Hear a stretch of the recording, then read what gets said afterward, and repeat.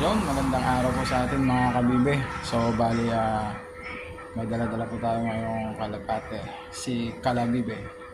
So, plano po natin siyang i-train ulit na lumipad, pero sa mas malayo na ngayon. So, tara na Kalabibe. So, tara na po. Samahan niyo ako mga kabibe. Ayan. So, ayan mga kabibe. Ayan. Pakita mo yung kalapati natin dyan. Yun. Tara na.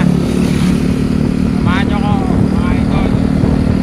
Para ipalipad tong ating kalapati na si Kalabibe. Ayan mga idol. Medyo malayo-layo po tayo ngayon. Pupuntahan. Tignan natin kung babalik o hindi. Pag bumalik, iyo. Pag di bumalik, di sa'yo. So ayan mga kabibe, dito na tayo sa ating pagpapaliparan. Hanap lang po tayo ng magandang pagpapaliparan, yung walang sagabal sa kanya. Ayan, dito po tayo sa tabi ng ilog.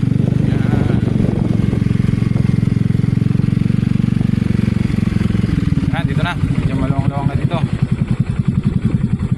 Ayan, so bali estimate na range po natin dito is nasa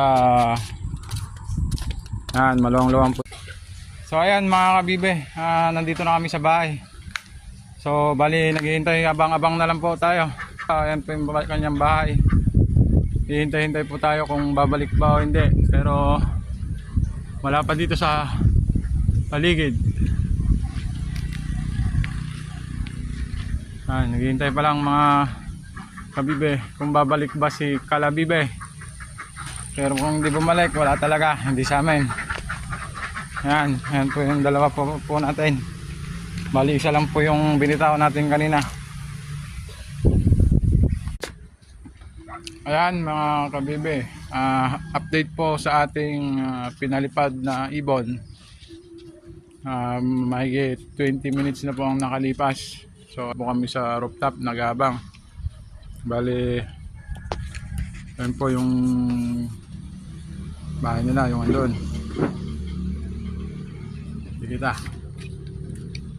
Yan. So, bali wala pa rin po yung si Kabibe. Ay si Kalabibe.